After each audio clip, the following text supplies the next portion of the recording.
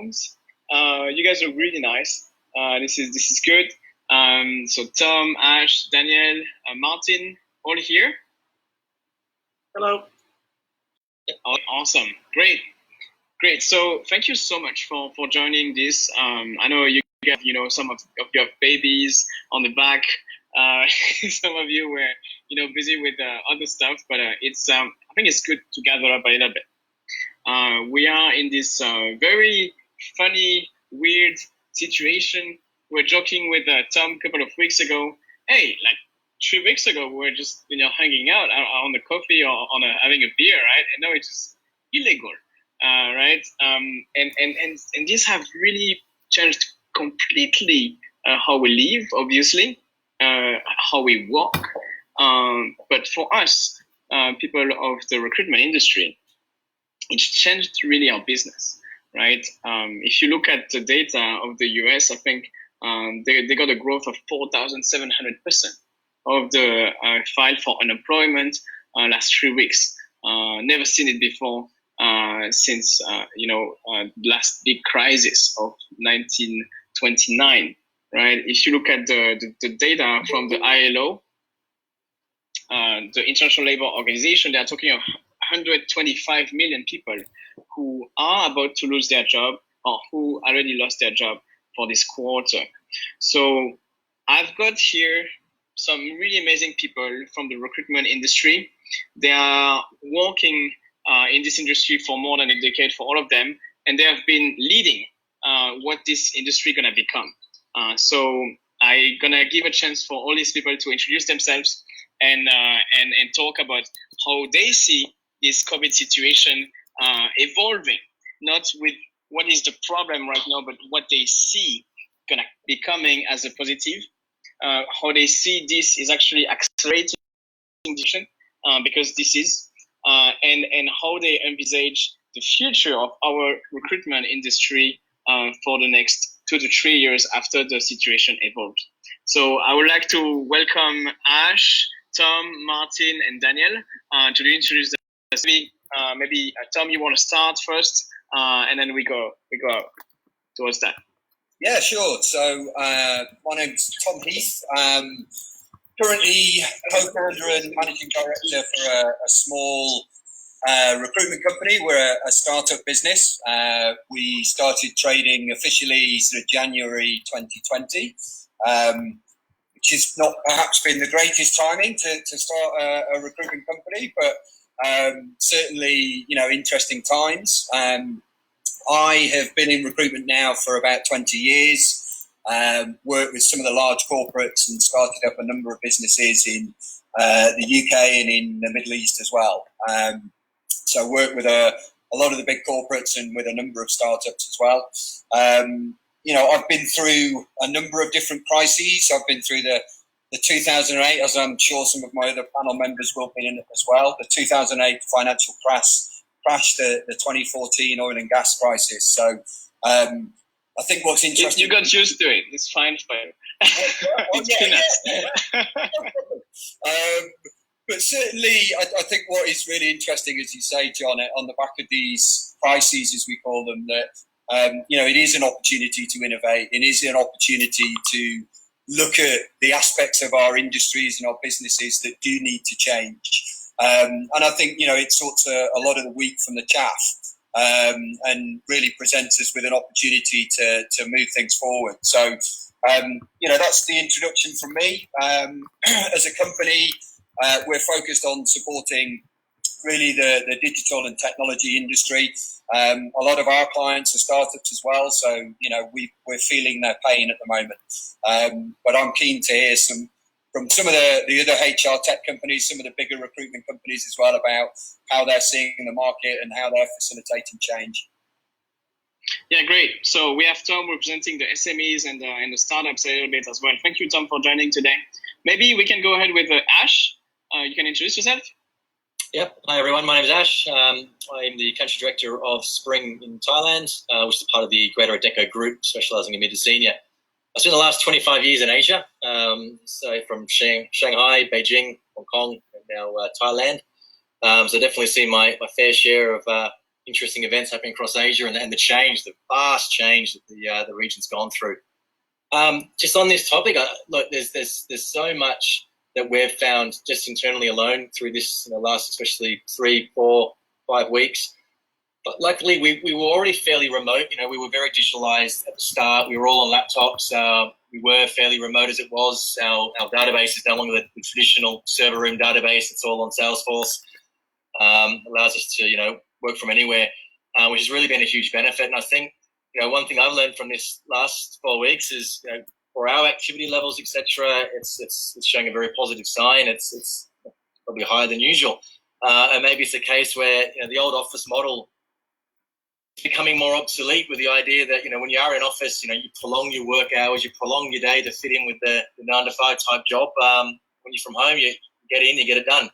And we're definitely noticing that, and also too on a financial front.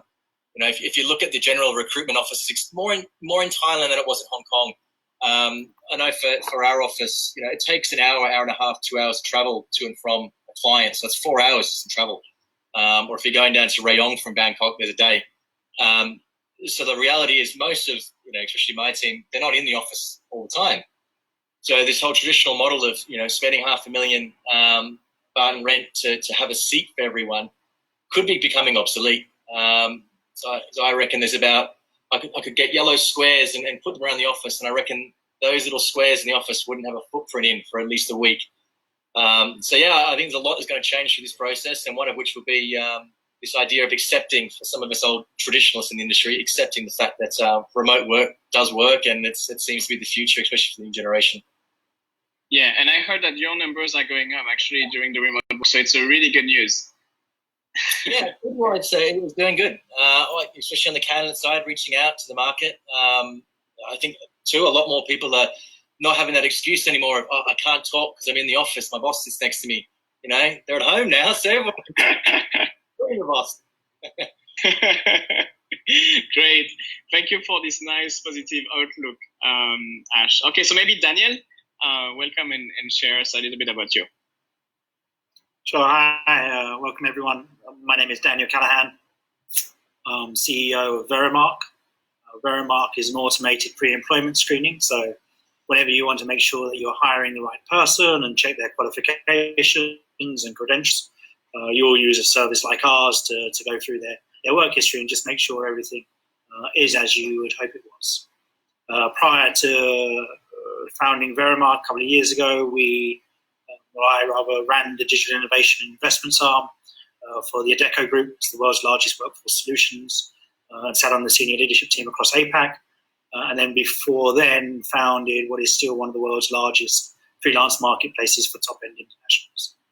So over a decade in HR tech and future of work transformation, scaling businesses from the couch to the boardroom, and then also working with large corporates to drive innovation.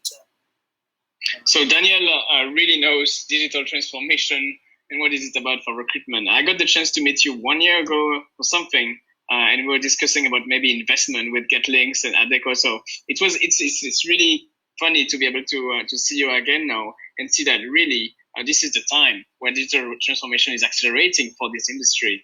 So it's pretty exciting to catch up with you, Daniel. Okay. We have Martin as well from Workmate. So Martin, share us a little bit about what you guys do. Perfect. My name is Martin. Hey guys, welcome first of all. So Workmate is a B2B2C model basically that brings on board workers and clients at the same time. We have traditionally been working very much with corporate industries in Thailand, and we are trying to basically formalize the blue-collar workforce. In Thailand, we've seen over the last 10, 15 years, primarily Adecco, Manpower, the large players in the market, they have been controlling the blue-collar workforce, and it's been done in a fairly manual way. We believe that there's space in the market, not only in Thailand, but throughout the whole Southeast Asia, to see if we can digitalize that whole very manual process around blue-collar workforce. Things are still done in a way that recruitment happens on site. Recruitment happens with supervisors and on-site ground people who's basically driving all that. We are, with our app now, trying to bring on board all these blue collars, and they will find a vast amount of different jobs that they can then apply for on the platform. What we're seeing during these times is that things that was actually fairly difficult before COVID times, and here I'm not only talking about client perception in terms of using technology, but also the worker perception on, do I need an app as a blue-collar worker to get a job? We see that we have much higher application rates. We see that even blue-collar workers, they tend to want to invest a little bit more time in understanding how an app can actually bring more job opportunities and make their lives easier. On the client side, what we're seeing is that traditional companies who prefer to do face-to-face interviews, who prefer to see the actual CVs provided to them prior to seeing the candidate, then I'll be more and more confident using or trusting an app where they see all the worker profiles in our app. We're also seeing a shift from having workers on site to actually accepting workers working from home. So that's one of the things that we've been exploring over the last 2-3 weeks.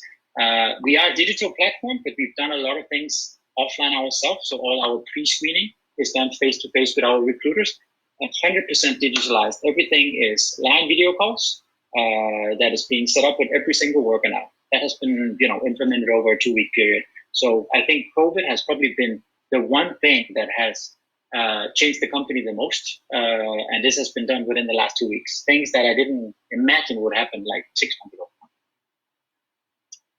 Okay, thank you, Martin. Great. So for my side today, I'm representing GetLinks, I guess. So just to tell you a little bit more about GetLinks and what we've been doing, we founded that company 5 years ago. I founded that company as CEO. Now I'm a Chief Strategy Officer, which is a nicer way to share that I'm less on the execution, but more into strategic partnership, discussion, maybe M&A, and trying to really execute what's the vision that we had at the time. But now we have more people, more funding. And we got the chance to be funded by Alibaba and JobsDB. I think we're the first startup in Thailand to be funded by Alibaba. And yeah, the company is a group company now, which I'm the strategy guy for the group. It's very exciting. And what we've been doing exactly is connecting technology talents to opportunities in Asia. So we mainly worked with digital corporates or corporates doing their digital transformation, as well as funded startup around Series A or more. This is how I got the chance to meet half of you. And I think towards the future, GetLinks is really aiming to enter the gig economy. And we've been designing a platform for that. We already work for full-time people, but also part-timers and freelancers. Our platform enables these people to connect with opportunities and also get hired, very much like a Upwork model. So this is about GetLinks. And I think now what's interesting for us really is to see that a lot of the technology that we've built last 5-6 years were not really relevant for the market. And suddenly they become very relevant because no one wanted to try my AI interview feature even 3 months ago. But now everyone's trying to do that, and we have it as well already. Similarly, we have everything to make the placement happen without any interaction with humans or recruiters. And no, not many companies wanted to use that in Thailand, right? But no, I think they have to. So it's been a great ride for us, honestly, to see that change happening. And despite of the negative sides, which we as a company are really worried. And I like to get your ideas on that a little bit. And this is really those millions of people that don't have the chance to be working in the technology company like I do. And a lot of these people who worked offline in airlines, in restaurants, in hotels, they actually lose their job. All right. So again, we're talking about a lot of people. I don't know the numbers for Thailand, but I know globally it's 125 million. I've heard that will be losing their jobs. So I like to hear from all of you what do you think we could do, or what are you guys already doing to support those people who are going to lose their job to maybe find a new job online, or maybe find another way of making money. I heard that, for example, Lazada Foodpanda and Grab are hiring tons of delivery people. Martin can tell you about this. But what if I don't want to be a pizza delivery guy? Right? What can I do, right? And how can we as an industry help those millions of people? I'm really worried about that. So I'd like to get your ideas on this. I think I'll jump in at that point, and I think the recruitment industry is definitely here to help, and we're here to support individuals and people who've lost their jobs as much as we can. I think the numbers I saw today for Thailand were about 10 million people in the next week or two. Wow. Predominantly low-income families, predominantly individuals with sort of low levels of education, and I think probably one of the areas the recruitment industry does struggle to a degree is moving people between industries, or taking people and helping develop them through positions and things like that. I think traditionally recruitment is really I guess a support to experienced individuals, but I think what is interesting, and I think again on a positive note, what's changing rapidly at the moment due to the COVID-19 situation is not only the perception of the workplace, but the perception of education, and what it means to be educated, and what solutions are available to individuals to be educated.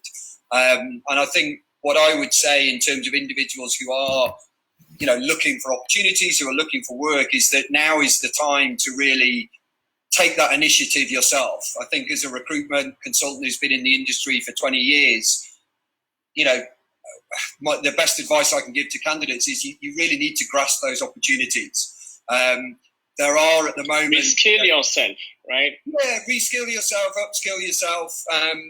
There's huge government initiatives, not just across Thailand, but globally at the moment, encouraging people to upskill and reskill themselves. I think maybe, it would be interesting to see what the Thai government does in this circumstance, whether there are grants available for individuals to upskill and reskill themselves. But certainly, there are a large number of online courses that companies are now offering for free. And I think, again, looking at the positive side of this, if there's anything we can do at the moment as individuals, it's take that opportunity to learn new skills and make yourself more relevant for the changes that are coming down the line.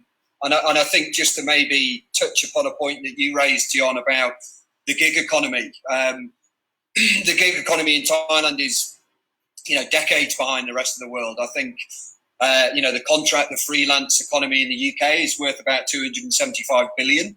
I think here in Thailand it's about 117 million pounds.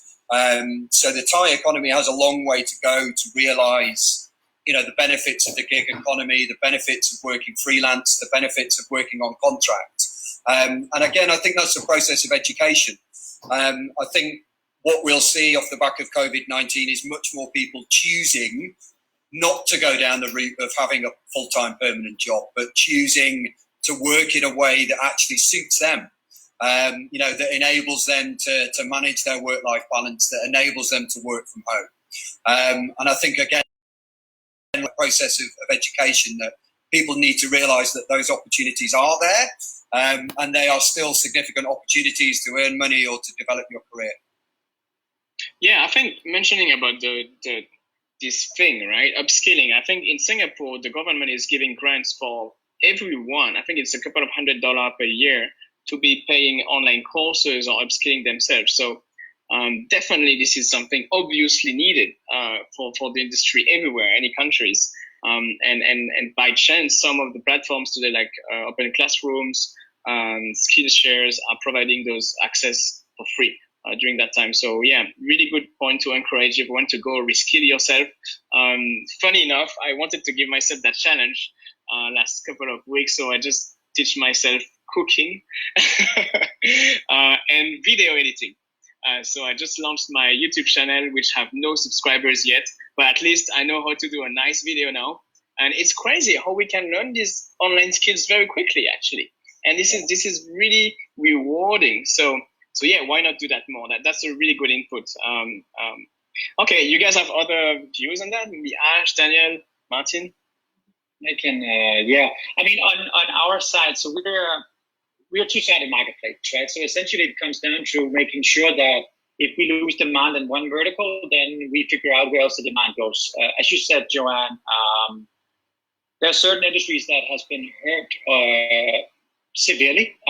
One is obviously the transportation airline business, right? Hospitality to a large extent as well. We are seeing a high influx of air hostess or cabin crew who wants to get a work from home job. Obviously, we're a platform that primarily cater towards any job less than $20,000 a month, and that could really their skill as an air hostess. They're not aware of what skill they have. They think I can go out and serve, right? So we have seen this before when certain people in that role have been fired. They want to go into hospitality or in F&B. What we can see now is that they actually have English skills, right? How can we utilize these English skills? Any work from home where you can do basic translations. So we are trying to figure out, okay, what kind of skills does this group of people who's being unemployed in the thousands right now have? So that means, right, during the last couple of weeks, I've grown a certain vertical of supply with air hostesses that I can then cater towards the demand that comes from, for example, the likes of grocery and food delivery companies, because there's a lot of menus that needs to translate it. To be translated, they're onboarding a lot of restaurants, they're onboarding a lot of supermarkets. All these merchandise need to translate maybe between English to Thai or Thai to English. So we've kind of like figured out that, well, there's this group of people who's interested in working from home. They haven't done this before, but they have a skill that these clients who's right now seeing a high influx of demand that they need. So we're kind of, basically just figured out how can we match the supply with the demand that we have. So we haven't really upskilled them. We're just using skills that they already had, but they were not really aware of how they could use it. Yeah, I would love to explore working out and building this pillar with you, actually. Okay. Yeah. Other comments, guys? Senior end of recruitment was obviously very different to Martin. I don't work at that level of the industry, work at mid to senior to executive. But one thing that we've found it was quite helpful for a lot of senior candidates, along with our sister company, Lee Hecht Harrison, is very much aligned with putting yourself out there as an advisor. So within my own network, I've had a lot of senior individuals from manufacturing who have recently lost their jobs, especially in Thailand, F&B, in automotive industries. So we've looked at them and said, look, how about I get you to sit down with this director, for example, from another company who are still struggling but getting through this scenario, and bring to the table what you can. There might not be a permanent job for you available right now, but at least you can, as we say, keep your skin in the game, keep active, and build your network. I mean, personal network it's always been, and I think now it's becoming even more. It's everything. Your network is who you are. It's not the CV anymore. I mean, even if I look back at the last probably 12 months of my career in executive search, do I even really look at the CV in detail anymore? I rely more on references, more on network to that individual. I find CVs are very much just a job description. It's not, the depths of the individual themselves, and it's very hard to put the depths of the individual on a piece of paper. To do that, you really need to, sit down with the individual, with the future client or with an advisor, and say, look, give me a week sitting next to you. I'll show you what I'm capable of, and if all goes well and the coronavirus clears, then maybe there'll be a position we can create for me. And a lot of our senior hires are created that way. They're not based off the job description. They're based off us introducing individuals and saying, have a think about this. And it goes in with what Tom was saying as well. It's that idea of it's you are the driver of your own career. And a lot of, from my background, a lot of psych studies have shown that even with the next generation, the new generation, they don't aspire to have that company they work for 25 years anymore. That's old school. They want change. They want to be able to go from one division to the next, and get all the skills. And I think they've looked at, if you look at an average 20-year-old today, they've viewed their parents and gone, wow, you went through 2009, lost your job. You went through COVID, lost your job. What's the one thing that you did you specialized. Maybe specialization isn't the way to go anymore. You know, maybe to keep your job, you need to be diverse. You need to have the skill sets of IT, HR, customer service, mathematics, and you know, very broad, just to be able to be nimble. So you need to be adaptive. Exactly. Yeah. I recall I was with my grandmom a couple of months ago, right? She's 95. And I always try to understand how she got into this job for literally all her career.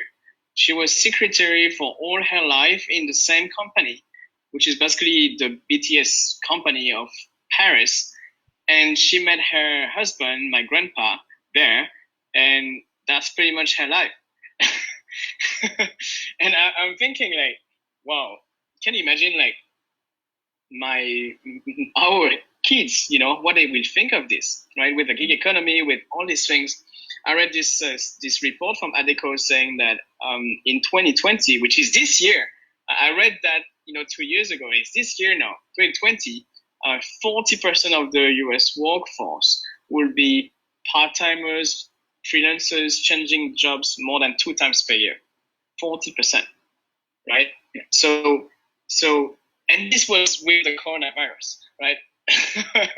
So can you imagine how we are enforced into that right now? And I think the direction you guys are taking with all the headhunting companies is amazing, because never than before, more than now, we need to have counselors. We need to have those coaches, those advisors, because, you know, once someone who is pretty senior, who have been in his career for maybe 10 years, is facing a situation, they need someone to rely on, not as a headhunter, but as a counselor, as someone who can really advise them, even on the personal matter, because sometimes it's include relocation to other countries, etc. So I think it's really amazing that you guys doing that. And I actually have in mind a couple of my friends that maybe I will connect you guys with, because they hit me up and I'm like, no, I can't do that. It's not our type of job. So maybe we do something together on that, like a counseling clinic or something like that. Okay, Daniel, do you want to add anything? Yeah, so I think what you got to realize now, I mean, you know, COVID is an accelerator here, right? But a lot of these trends have been very much already. The average Gen Z person will change jobs 15 times in their career now. Exactly. Their average tenure is closer to 18 months as opposed to 18 years. Now, one of the things that we unfortunately find that's certainly relevant to Verimark in these times is that the motivation and the incentive for people to lie about what they have done in the past, because the competition is so much greater for work, increases exponentially. Yeah, so you've done an internship in Google, but you say you've been working there for ages, right? Yeah, or at least you've used Google, right? But it's true. It's 53% of people embellish their career history. 26% make up false employment, and 1 in 3 make up or exaggerate on their academic achievements. Right. So, put in scale, there were more fake PhDs sold last year than there were earned in the world. Wow. If you think about that, and how do you? So what Verimark has done is actually, yes, we do background screening for the companies, but we have created our own career passport. And that means that individuals can come to Verimark, they can get their own profiles verified and build out their own work histories and show that they worked at GetLinks, or show that they worked at Spring Professional, show that they worked with Workmate, and that they've studied at INSEAD, or they've studied at the whatever university or high school they've studied at, and are able then to take that verified passport with them to the next employers. And for it is a bit different in the blue collar market, but you still have to do certain background checks. Like for Amazon and you have to do certain background checks. And that ability to go there with your Verimark career passport ultimately reduces your placement time. You don't have to wait another 4 weeks for these checks to be done. And for us, that's something that 4 weeks is a massive amount of time when you're unemployed and waiting to bills to pay. So, and we think that the ability for candidates to own their career data rather than just have it on fake LinkedIn profiles, but to be able to own and share that verified career credentials with them, will then start in the future become a real advantage over those who don't. And, we'll still need to go through that final accreditation process. Yeah, so pretty much I can't lie if I'm saying that I'm Barack Obama anymore. Okay. You cannot.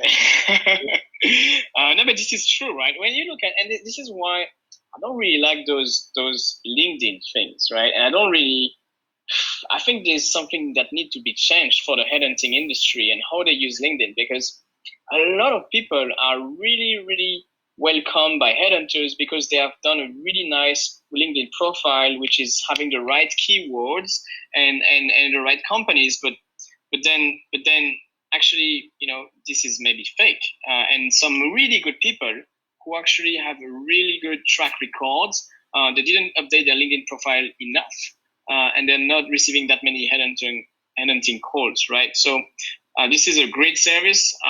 We'd love to explore that. Actually, maybe we're gonna use it for our talents. It will be very interesting. So on our side with GetLinks, as I mentioned earlier, I think we're really worried about the situation. We are happy that this COVID situation is accelerating the digital transformation of the industry.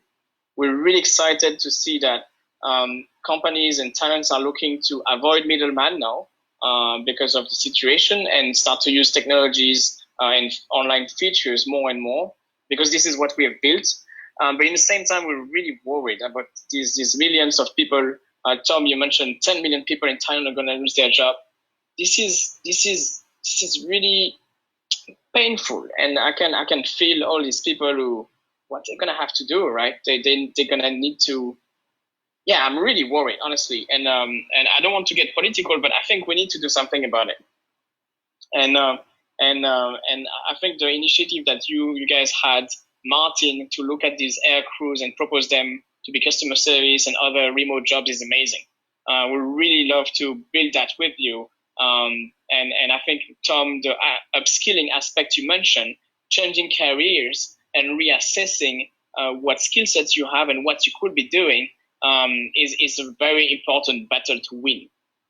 So I don't have the answer, but I think what we've been thinking of with GetLinks, and I like to get your guys' brain on that, is to put together a big remote job festival 2 or 3 weeks from now, where we're going to combine all the companies hiring remotely today and open a free open job board for all these companies to hire all the talents that will be in the market through GetLinks. I think we want to not fully focus on the tech talents, because that will be excluding those 10 million people who have low income. And I think we're keen on exploring how we can partner up with upskilling courses, programs, and other recruitment industry players to really do something big. Because with GetLinks, we're just that big, right? We only have 1 million people on our platform, and these are mainly engineers, designers, digital marketing. But I think here the battle is really for all the nation, right? And this is beyond just South Asia, right? This is a global thing. So I think this remote thingy is something that we want to work on, and we'll be happy to host you guys on the panel to discuss more about this topic. Maybe we're gonna host these webinars and inspire some other industry player to join. So that's the initiative that we are looking at. And that drives me to my next question for all of you, because we're living really funny times, and there is things that we've been used to before that we're not gonna see after that. So I was seeing online, some example of things that were happening before that probably not gonna happen, like traveling, right? I've been traveling, in 70 different countries last 5 years. Like this, right? Just for fun, I was going to Vietnam just for 3 days, or even 24 hours, and coming back here, right? So a lot of industry is going to change. How do you see things that happened before that will not happen anymore in the recruitment industry? For your own team, maybe, or for your own company, and hopefully, what are the positives of it? If you can share the positives of it as well, I would be interested to hear it, as well as the audience. All right, I'll go first. Look, I think it's not necessarily a change. I think it was a change that was long to come. I think it's more of what we'll see as a positive workplace. If I look at countries that I've worked in, like Hong Kong, where rent is extremely expensive, and if you're a non-revenue generating the cost of that desk space alone, it's for you to then recoup that loss of revenue. Basically, it's going to take a long time. So I think this idea of having more shared offices, I think, will increase. I could see even potentially with our office in the future. If I look at our office now, I could draw yellow squares and put them in the office. And I reckon on a Monday to Friday basis, those yellow squares, there's about 100 of them, would never even get stepped on. As we were discussing earlier, I mean, in Thailand, it takes 4 hours, to go out. And if you think of most corporate companies, even manufacturers, a lot of your staff, your sales staff, are on the road consistently. Do they need? Very true. They need that office space, that traditional mindset of office space, that desk they come in, the drawers where they can hand their picture of their family. It's still very, I'm a traditionalist. I still like that. But I think it will change. You'll be able to put back more revenue into your team. You'll be able to hire more people if you didn't spend that money on a desk that's, 6 foot by 6 foot. You don't need it. You need a beanbag with your laptop. You need a chair, put your laptop on your knees. I think that mindset will definitely change. And I think that's the first part with corporate recruitment companies that I believe will change, is they'll reassess their fixed assets and think, we're spending a lot of money on fixed assets. Let's put this money to better uses, i.e. people, people and systems, especially with virtual systems. When I started recruitment, there was no cloud systems. We have that now. The other thing I think will change is this old school mindset in the industry of data integrity. And what I mean by that is the old recruitment servers, where you can only access them when you're in the office space, to stop people from stealing company data, etc. Look, in the real world today, we're all connected. We're through LinkedIn, we're through Facebook, we have clients and candidates through everything. It's not the recruitment company, in my viewpoint, that owns the data anymore. It's the individual expert recruiter themselves that has the network. And I think that's what will be the big change when companies, realize that and go, hang on, let's give everyone access. Let's get everyone laptops. Let's have them on the remote. Let's trust our staff. So we do trust them. And let's reduce our office from, if you have 50 staff, reduce it to an office that seats 10 to 12. And hot desk the rest and virtual meetings and, pump back, that extra revenue you have into the business. I think that'll be the change that we see after this. What a cool boss, man. If I was a recruiter, I would apply to work for you right now.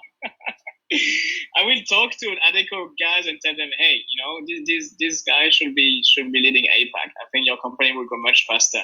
No, but seriously, I think this is a bright future you're sharing for the recruiter and the industry here. How cool would that be to really be grasping this opportunity of being a remote recruiter, right? We talk about these digital nomads all the time, and we envy these guys in Bali, on the beach, working on their desktop. But when you're a recruiter, really, what you need is a phone and emotional intelligence, right? And a computer with a CRM and LinkedIn, right? You can do that on the beach in Bali if you want, right? So, for anyone who wants to apply to Spring, you can work in Bali, confirm, right? If you apply to work with us. I share that. Honestly, it's a good vision for the future of work and the new economy. Okay, next one, who want to share this view on this new economy for recruitment industry? Just sort of picking up, because me and Ash are both, very firmly in the sort of traditional recruitment space, and I guess just take what Ash was saying, and I certainly hope that is the case with the traditional recruitment model, that it does change and it does innovate, because it's quite an old industry now, but it is quite an archaic one. It's quite a traditional model. Certainly here locally in Thailand, the recruitment industry is probably sort of, 15, 20 years behind the rest of the world. So I think Ash is absolutely right. I think it will drive innovation within the recruitment industry. But I think it's also got to drive quality as well. In the, situations like this, and we saw it in the crash in 2008, that, it's the companies who deliver quality, it's the companies who deliver a service that will come out of this stronger, and will be able to carve, a niche out for themselves. The companies that are transactional recruiters who are, sending piles and piles of resumes for a couple of vacancies. These are the industries, these are the models that, that I think will die out and will dissipate, because they're not delivering value to either their candidates or their clients. And AI will replace them step by step, right? As you mentioned, Ash, for these very transactional recruiters who just send resume for low revenue and low salary jobs, they will be just replaced by AI, right? Yeah, absolutely, and rightly so. But I think, what you said earlier, Ash, is that, it's the relationship management, the recruitment companies who deliver, a high quality service, whether it's working with their candidates and offering career advice and career guidance and counselling, career development, whether it's the recruiters who are, really working very closely in partnership with their clients. These are the organisations that are going to come through this the strongest. And I think also what I'm hoping to see here locally is much more of an uplift in terms of true recruitment partnerships. The recruitment market in Thailand is very, very transactional. And what I hope we begin to see off the back of COVID-19 is perhaps, fewer people in the sector, but certainly of a higher quality. And relationships where we can truly partner with companies, whether that's under an RPO model or whatever you want to call it, but certainly where, recruitment organisations are really bringing significant value to the table. Sorry, what is RPO for the people in the audience who maybe don't know it? RPO is recruitment process outsourcing. So quite a tried and trusted model, back in the Western world. I think probably about 70% of the blue chip manufacturers, blue chip companies use an RPO model these days, but, not necessarily something that's overly prevalent here in Thailand. Yeah, I think one big thing, right, we've been seeing in Europe is a lot of companies actually not having their talent acquisition being full-time employees anymore, right? They used to try having headhunters inside their companies, and then financial crisis come in 2008, and then they realize, oh, that's a big cost, right? And actually, these people could be outsourced, they could be freelancers, they could be outsourced with the geographical arbitrage, because if what they're doing is simply sourcing on LinkedIn, you can pay a freelancer from Philippines or from Thailand to do that and who speak English, right? So how do you guys see this evolving? Because we are in this talent pool, right? We're in Thailand here, Philippines, Vietnam. How do you guys see this evolving? I think it's interesting now that you point out like the fact around the talent pool. What we're seeing, or what we have to be aware of when we're talking low pay salaries in general, is that we tend to focus on what this will bring for us as a business, right? And for sure, we're going to save money if we tell all our internal staff that now they can work from home. We might not need a big office, and that will potentially change. What I'm seeing here is that all the low income people, they don't have to travel to office. Think about a customer service who lives 15 kilometers away from the office. That's a huge spend per month. Yeah, they spend 3,000-4,000 baht on transportation on a 15K salary. Right now, I'm offering them to work from home.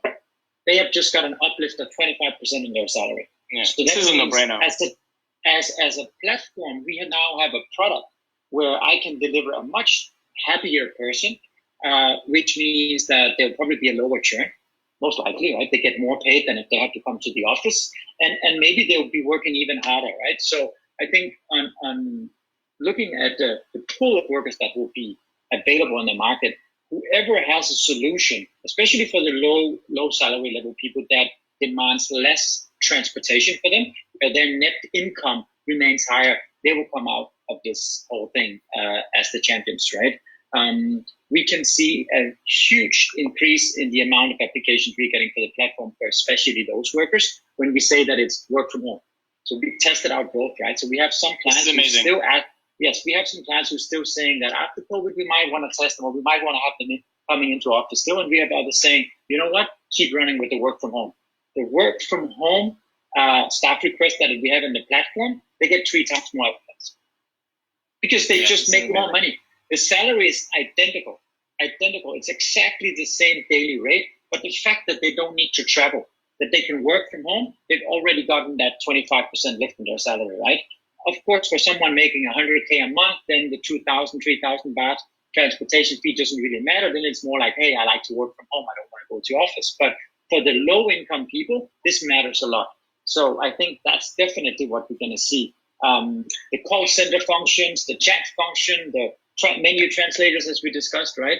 Admin, data entry, all these below 20K positions. There'll be a lot of work from home post-COVID. Yeah.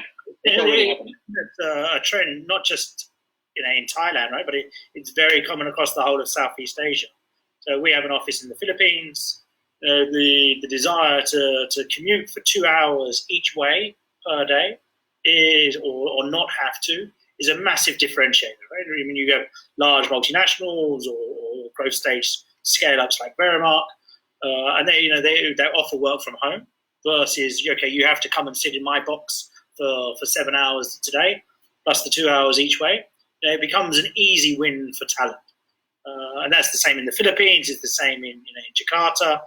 It's going to be even more prevalent across Southeast Asia.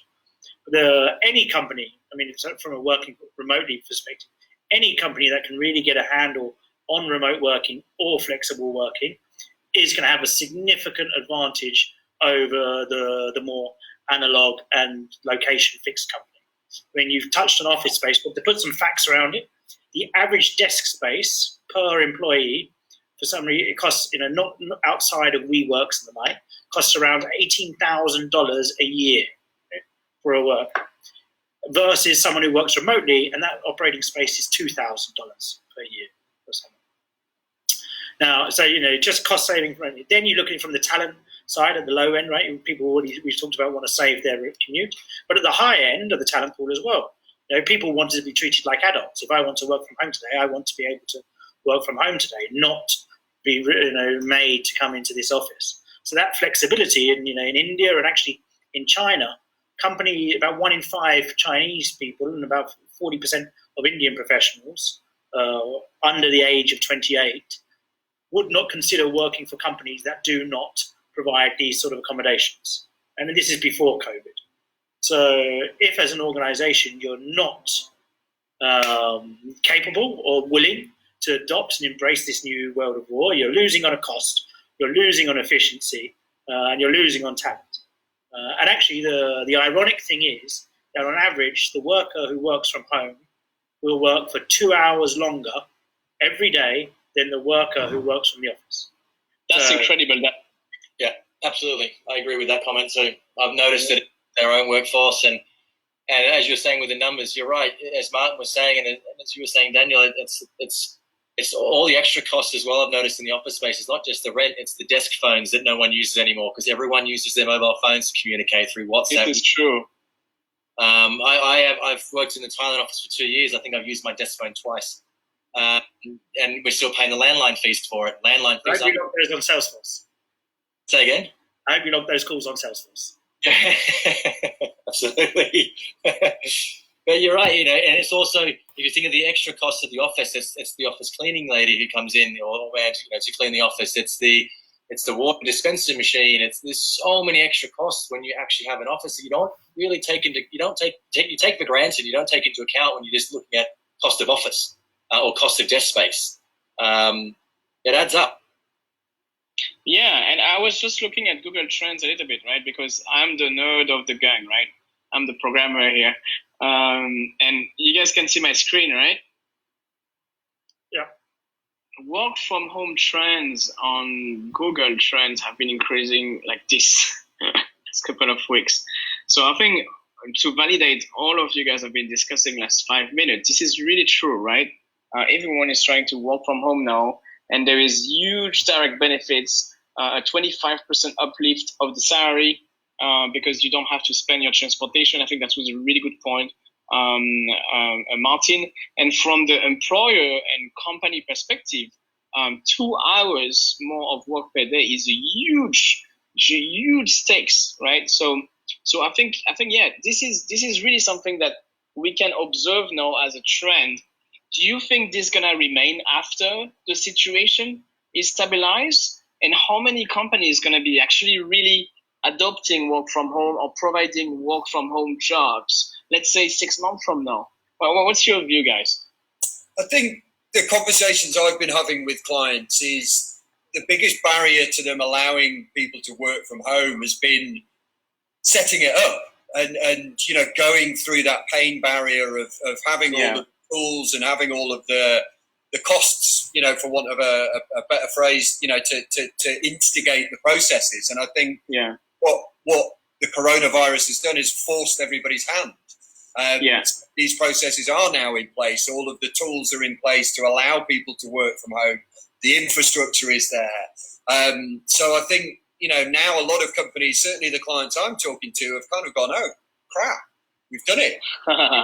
What might have taken 12 months for us to achieve in normal circumstances, we've done in 2 weeks. I fear that over time, a lot of companies will revert to traditional models. I hope that's not the case, but I think for a lot of companies, it's been a real eye-opener and a real process of realization of going, holy cow, we've done it. And I think a lot of companies will keep these processes in place for a long time to come. And I think, as Daniel said, it's a huge plus for talent. I'm a bit older than the newer generations, but these guys don't want to be sat in the same office environment 5 days a week. These guys want that flexibility to work early or work late, or do 2-3 hours at the gym, or have a long lunch, whatever it is they want to do. And why the hell not? As long as they're getting their work done, as long as they're meeting their goals and their tasks, then who cares? I hope it will stay for a long time. That's my humble opinion. Yeah, because technology enables it, right? So why not? But in the meantime, what about productivity and efficiency, really? How do you manage that? Let's say for you, Ash, right? You how many headhunters do you have in your office, right? Maybe like 50 or something. How do you guarantee that these people are gonna hit their KPIs, right? And when you consider the term oil we are now, maybe this is not their fault. Maybe they're gonna work really hard and call a lot of candidates and a lot of companies, but still the companies wouldn't hire them. So how do you use that case study of 2-3 months to actually see if there's a positive outlook on that or not in terms of productivity and sales performances? Yeah, that was a fantastic question. And to be quite frank, 3 weeks ago when we announced our BCP measures, I was scared. I thought this is never going to work. This is going to fail. Everyone's going to have 3 weeks holiday and love it and get paid for it. Look, we have 2 to 3 calls a day with the team. We all get involved. Every now and then, one of the members of the office will lead the call. We'll come up with different initiatives. Tomorrow or this week we're supposed to do Songkran calls where we dress up with our yellow shirts to try and keep some Songkran going. Trying to keep it fun. I know our Japanese office are doing exercises on video, and I've heard people showing pets, and my boys have been on video many times. Look, in the end, it just came down to trust. Everyone, what I think a lot of the corporate world didn't realize is actually everyone, can be trusted. Number one, everyone does want their job. Everyone wants to earn an income, and they'll do very true. They'll do whatever it takes to actually do that. And yes, there's a lot of uncertainty, and that's what I was saying at the start of the call. Our activity levels for the last few weeks have been higher than they were before COVID, and I think it's because not because people are scared to lose their jobs, but it's definitely in the back of people's minds. If I don't continue my performance levels, if I don't continue to work hard, I might be one of those unfortunate individuals who does. We're seeing it happen this week, and as you've alluded to, next week the numbers will increase again. So I think that those who do really want to push it, they continue to do so. And that's where, for me, as I keep saying, it's been such an eye-opener to start thinking, why am I paying all this fixed cost? Is there where we can continue, maybe not fully. I agree with Tom on that one. We need some form of maybe a boardroom. We don't need, all the desks. We don't need all that space. And another thing that Tom and Martin both said was, this whole idea in traditional recruitment where it's, get on the phones. No, go out the office and meet them, shake their hand. I mean, these days we'll probably do an elbow pump. We don't shake that's, or the Thai hello, but that's the case. Get on the road, It takes you 12 calls to get to know someone. It takes you 5 minutes to actually meet them face to face and really get to know them. Yeah.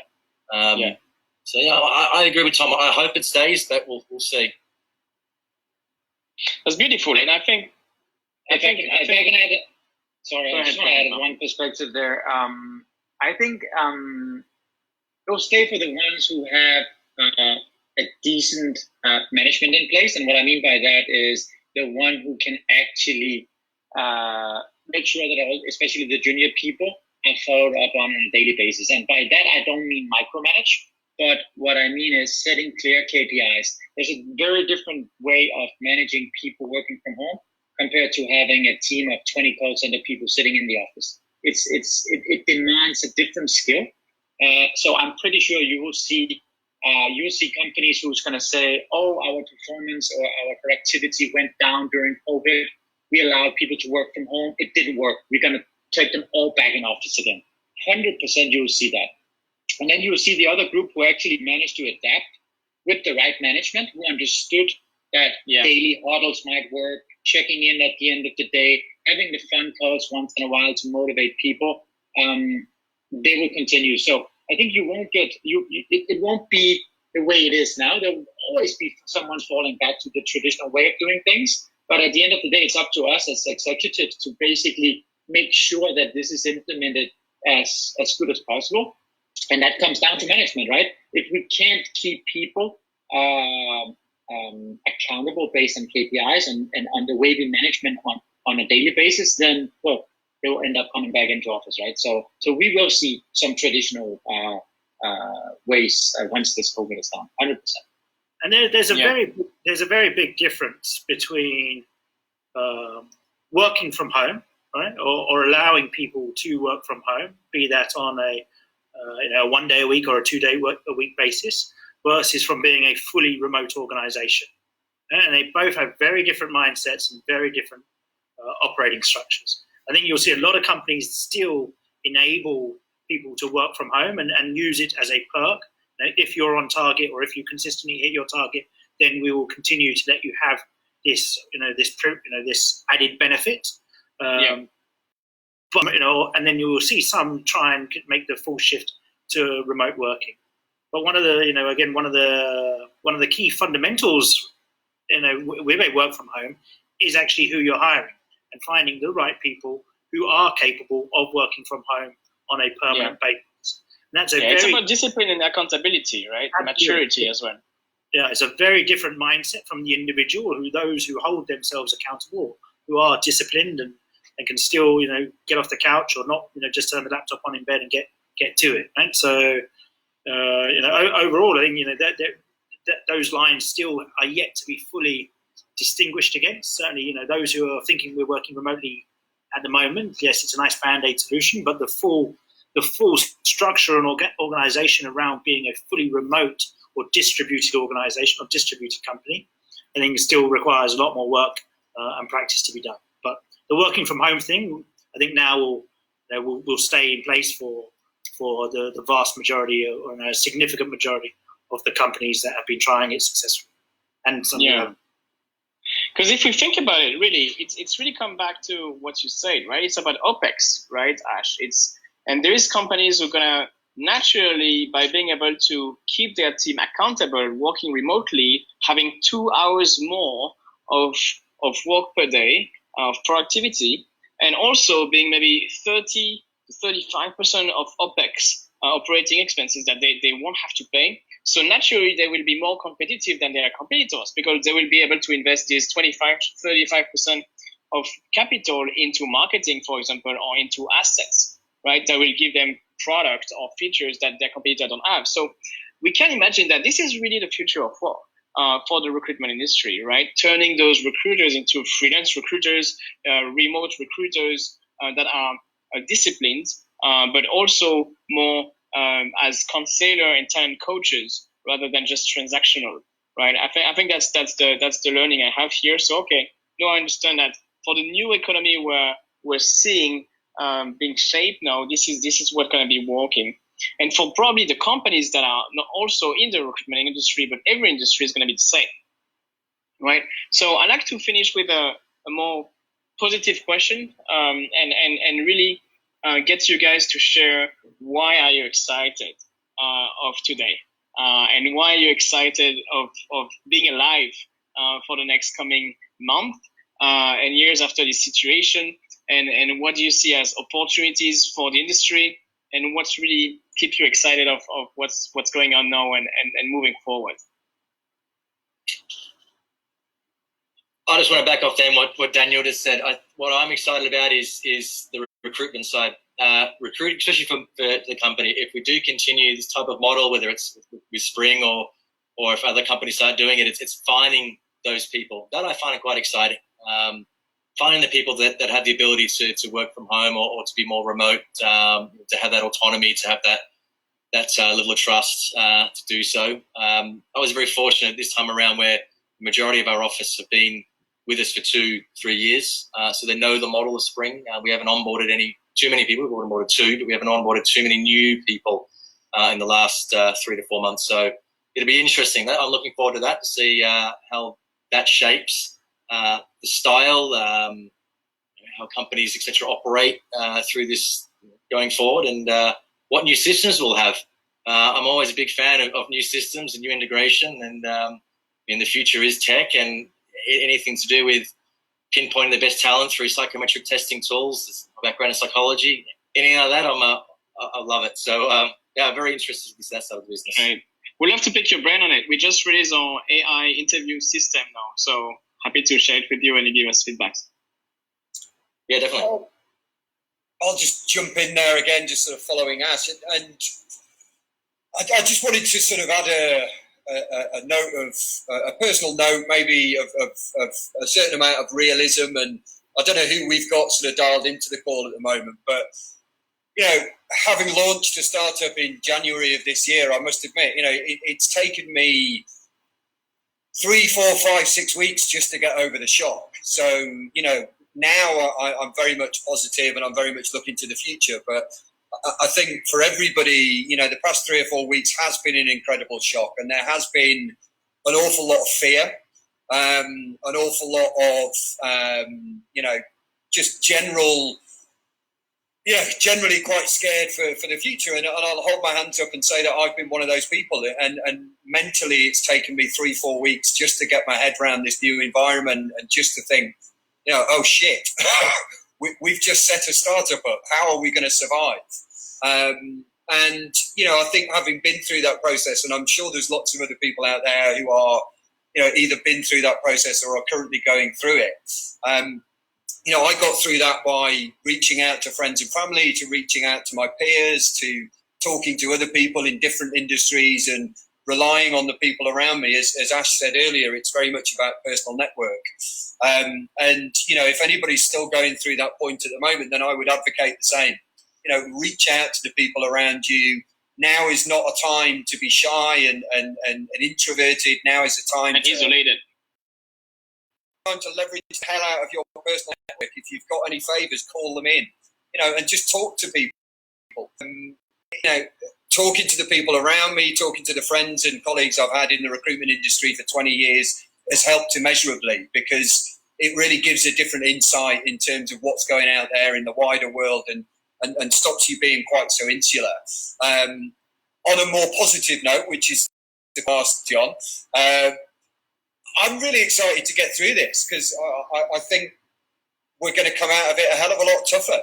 I think, you know, the stuff that we're doing at the moment, we are trying to innovate in terms of the solutions we're putting together and the partnership models that we're looking to implement with clients. And I'm really excited to see what we look like coming out the other side, and also the fact that we'll be, probably a lot more battle hardened. And, we'll be in a position where we're a lot more nimble. We're quite fortunate that we don't have, $500,000 Thai baht a month office costs like Ash and the rest of these guys do. So we're nimble enough, to get through it. But I'm really quite positive about it. As I say, it's been a tough journey these past 3-4 weeks. But, I'm really looking forward to coming out the other side and, and moving things forward and just really seeing how much industry and the economy has changed. Beautiful outlook. Daniel? What are we looking forward to? I think is pretty obviously the recovery, right? I think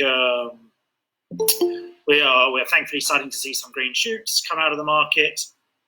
Certainly in Europe now, where they are lessening controls.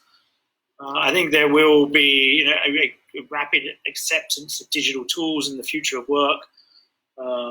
We've having built one of the sort of leading freelance platforms founded it in 2009. We've been propagating and supporting the idea of independent workers and gig economy, even at the highest end of the market, for a long time. And I think you'll start to see all of these trends become, much more accepted and much more recognized to carry the benefits that people always have. And certainly for us, as a leading player in the background screening market or in the blockchain HR tech space, then the widely acknowledged benefits of these technology platforms will only serve us good as well as serve the market good. Great. Martin? Ash? Yeah, as you said, John, working in a technology company, one of the most frustrating things is probably building tools that is not being used because the market don't really want to adapt. So if I have to highlight something positive, I think it is the speed of adaptation that we will see right now.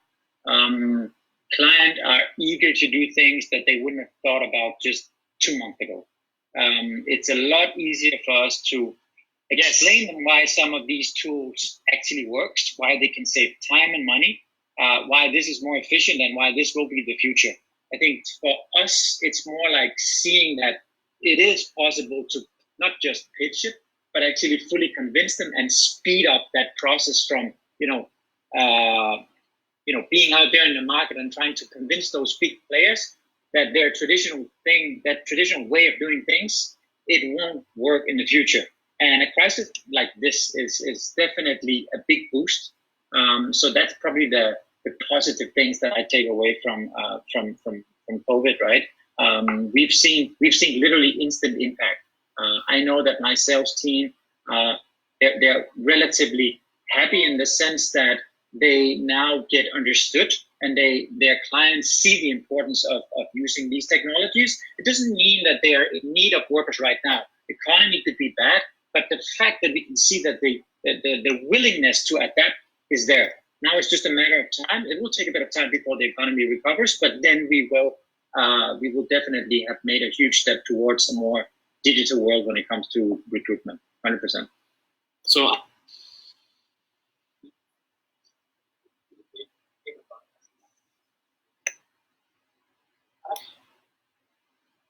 I couldn't hear you, John.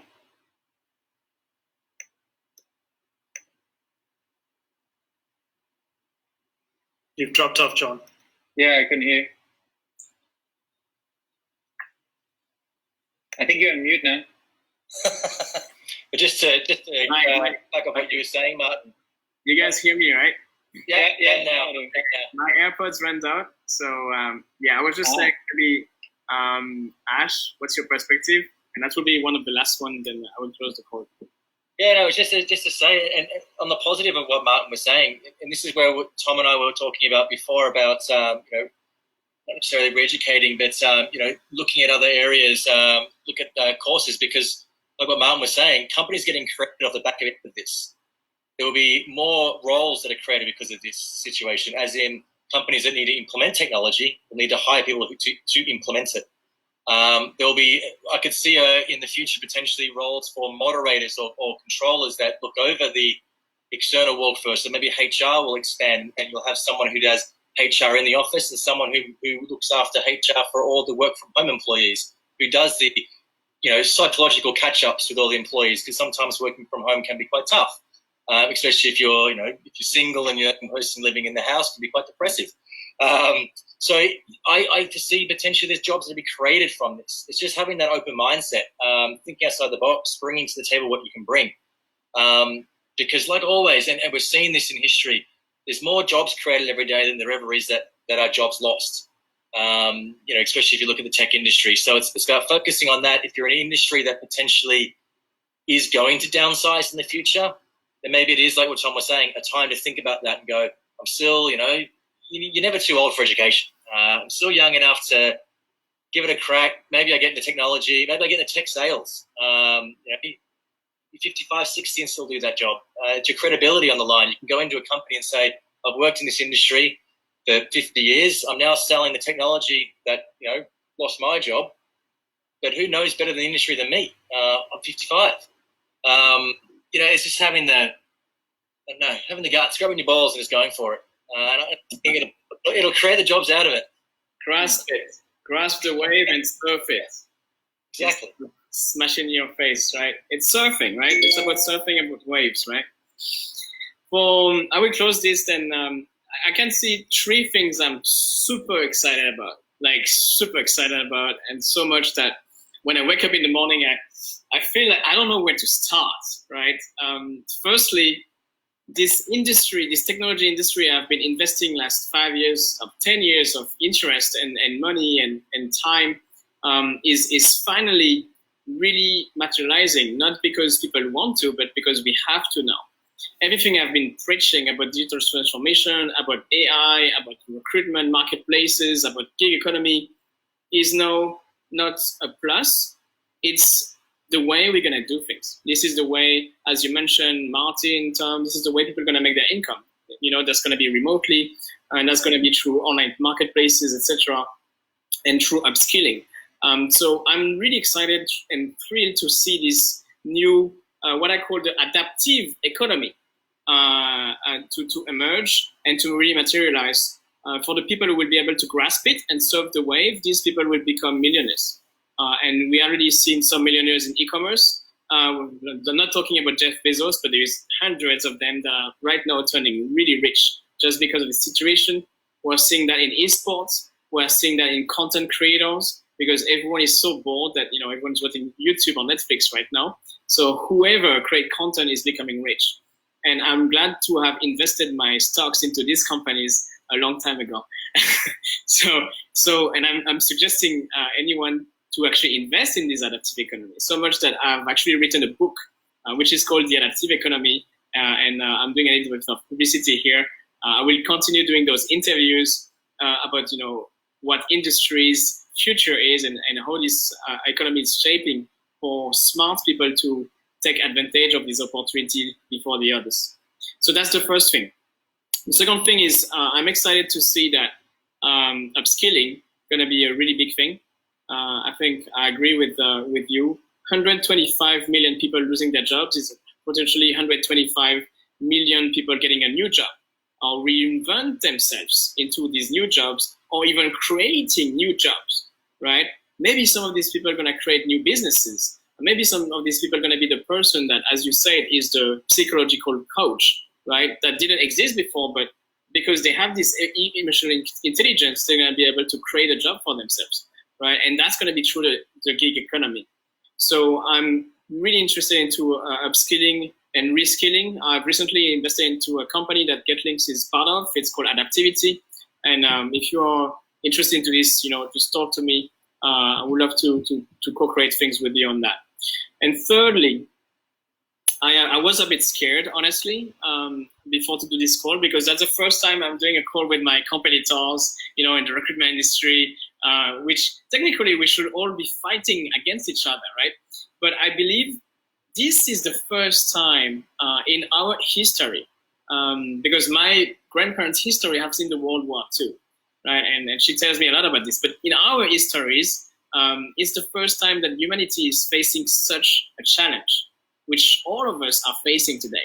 And as you mentioned, Tom, this is the time where we can only get together by not isolation, but by being connected and help each other, right? So I'm really excited to see that today we're proving that for once the whole recruitment industry in Thailand is being together, and we can talk together, have this amazing conversation with positive outlook, and I hope a lot of insight for people who watched, and hopefully we can do more of that. So I invite all of you guys to be part of this remote work festival, which I think I'm gonna call Work from Home Festival now because that's more trendy, and share what your company is doing to support the industry not only in Thailand but regionally, and yeah, really provide these opportunities for those 10 million people who are losing their job through reskilling, career advisory with you, Ash, maybe a background check with you, Daniel, and creating those remote sales job and customer service job with you, Martin. So we're all part of this new adaptive economy, and this recruitment industry need to change, and we are the change maker of that. I'm super glad we made this call together, and thank you. See you next time. Thanks very much. Thanks, everyone. Thanks, everyone. Take care.